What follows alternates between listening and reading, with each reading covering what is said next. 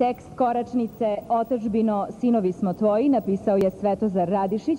Muziku i aranžman za nju je uradio Budimir Gajić, diriguje major Stanislav Stojiljković, a otadžbina je u nadama našim, u ljubavi večnoj, u srcima našim. Koračnico, otadžbino, sinovi smo tvoji, otpevaće Oliver Sabo.